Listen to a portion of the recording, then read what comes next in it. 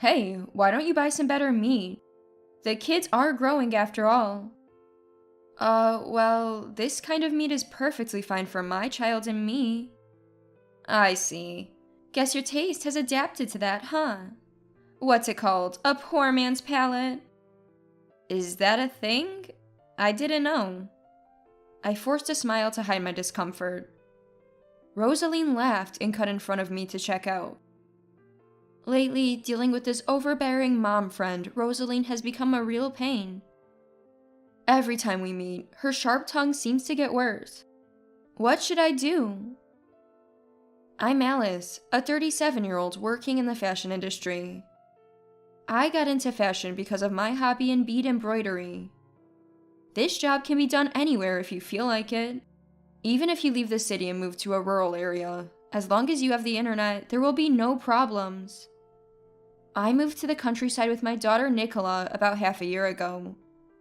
Following a recommendation from a senior executive at a clothing manufacturer I had worked with. They suggested moving here for health reasons, as the water and food are great.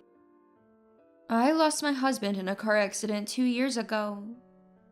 Since then, I've been down, and Nicola started to shut herself in her room. Thankfully, my colleagues and clients were concerned and helped us a lot. To recover for their sake and Nicola's, I decided to move. This place indeed has rich nature. I started living in a house near the mountains, far from the town center, and got my first garden. I spend my days between work, watering and weeding. Currently, I'm growing tomatoes, zucchinis, baby leaves, and various herbs. Neither Nikolai nor I are extravagant with food. Our meals mainly consist of vegetables from the garden. I grew up in a not-so-wealthy family, so I'm used to a simple lifestyle. Nicola, true to being my daughter, seems content with our modest life. She made friends quickly at her new middle school. Though still healing from losing her father, she seems to be living positively. She's been smiling more and studying hard. Life in a rural town with few distractions is perfect for students.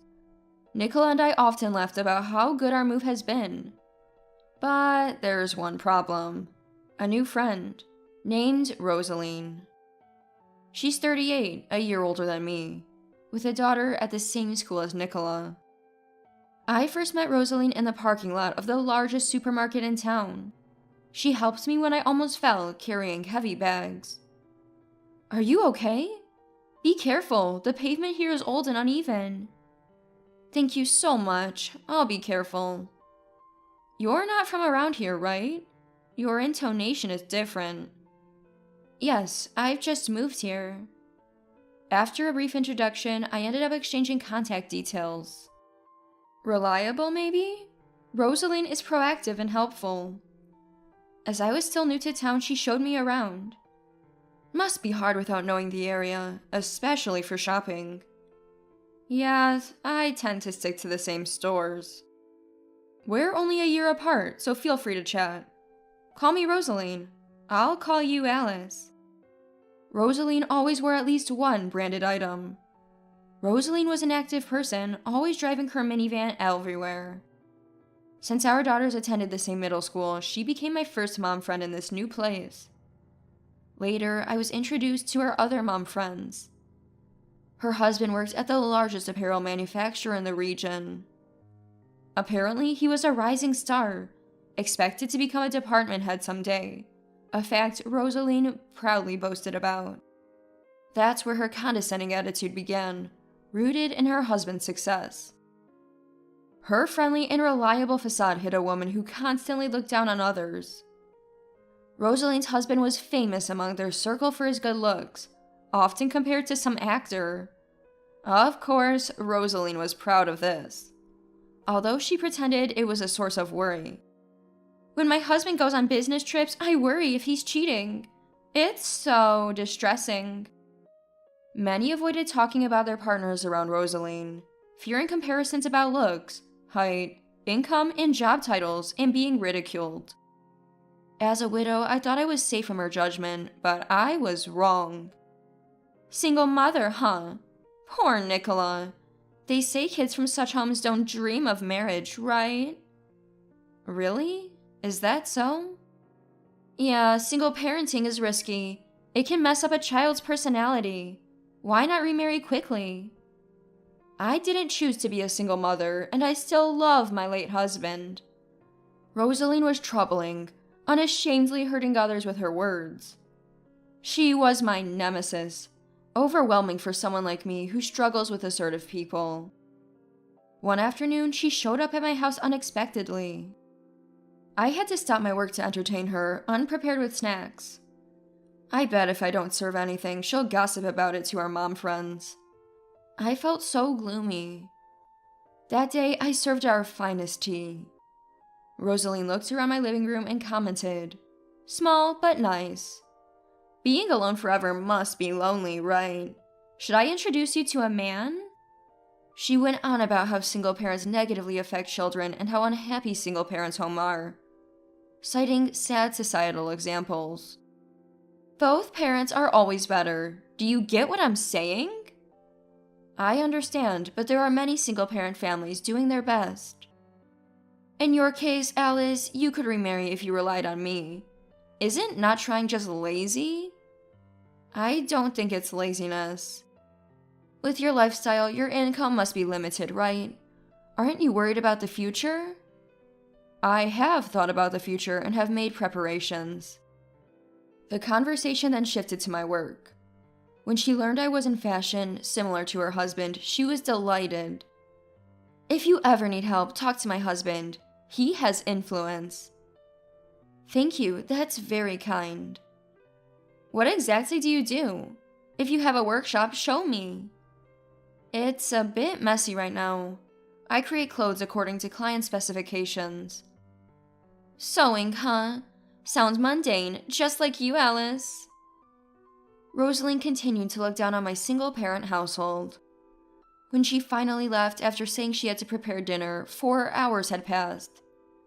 I was more exhausted than on a regular workday, having accomplished nothing. One day while shopping, Rosaline told me about an upcoming open house at Nicola's school. Being well-connected, she always had the latest information. School open houses are important. It's also about how other kids see their mom, right? Yes, I suppose that's true, I agreed with her, which only added to my feeling of unease. The fact that I'm a single mother has spread among the mom friends through Rosaline. She surely isn't speaking positively about me, probably saying things like I'm a naive dreamer for refusing mere marriage proposals. The thought of being judged coldly by the other mom friends made me dread attending the school open house, but I couldn't skip it, thinking it might upset Nicola. Plus, I wanted to see her in class and report back to my late husband in heaven. While I was pondering this, Rosaline started talking about what to wear on the day. Our middle school's open house is quite casual, so you can dress comfortably. So casual clothes are okay? Aim for something between casual and chic. Just try not to get laughed at. Leaving me with that unsettling remark, Rosaline headed to the checkout. I never imagined such a fuss about my attire on the day of the open house. I wore gray wide-leg pants, a blue shirt, and a green cardigan, with black shoes and a gray bag. Nicola gave me a decent rating when I showed her my outfit in the morning. Everything but my shoes and bag was handmade by me.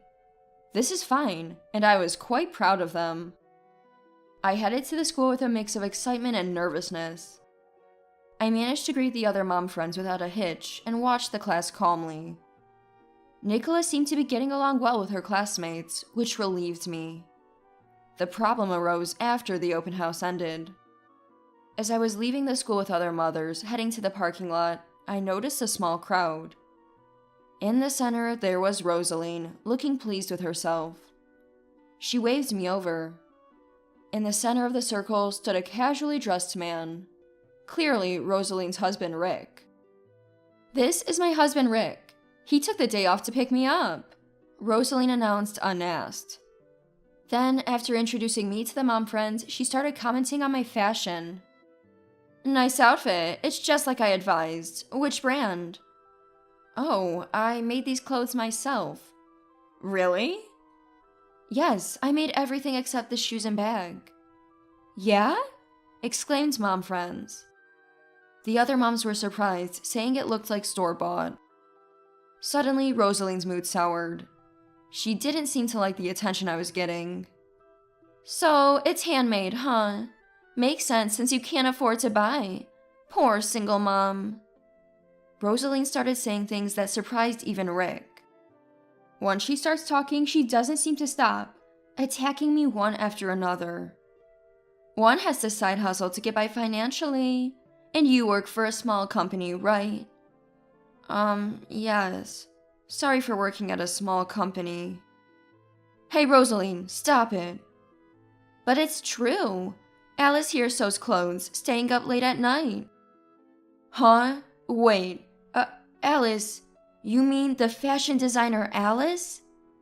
Rick suddenly seems to realize something, looking at me in shock. His voice and lips were trembling as he spoke. Alice, are you the fashion designer Alice? Yes, that's me. As soon as I answered, Rick immediately began apologizing profusely. The mom friends were again abuzz. I was also quite surprised. I'm so sorry, my wife was out of line. What? Rick, what are you doing? What am I doing? You should apologize too. She's the designer Alice. What? Our brand's success is all thanks to Alice. Just apologize. I somehow calmed the two of them down. Rick continued to apologize profusely. I'm really sorry. I'll come by later to apologize properly. No, really, it's okay. Don't worry about it. Alice is a famous designer? Stop talking now. Chastised, Rosaline shrank back, looking defeated. As Rick mentioned, I work as a fashion designer. I'm not sure if I contribute as much as he said, but my designs are quite popular. After that day, I was regarded with newfound respect. Weeks passed since that open house incident. Since then, Rosaline stopped acting so arrogantly among the mom friends. In fact, she and her family had suddenly disappeared from the town. I later learned that Rick had been transferred unexpectedly. Rosaline and her daughter left town to follow him. Naturally, the mom friends asked if I had something to do with it. I swore I hadn't and could only respond with, I doubt it. The story of Rosaline looking down on me for being a single mother and poor quickly spread through the town, along with Rick's apology. I think those stories probably reached the ears of the upper management at the company where Rick works. Many of them have a long-standing relationship with me or are openly fans of my work.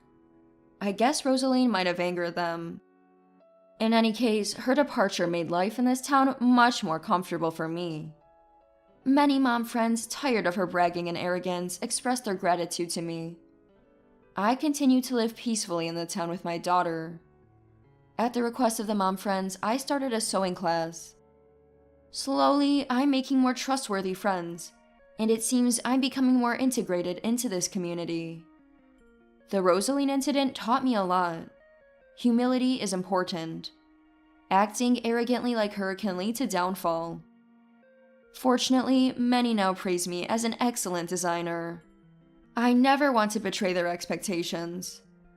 Even if I become more famous, I plan to continue working diligently, without arrogance.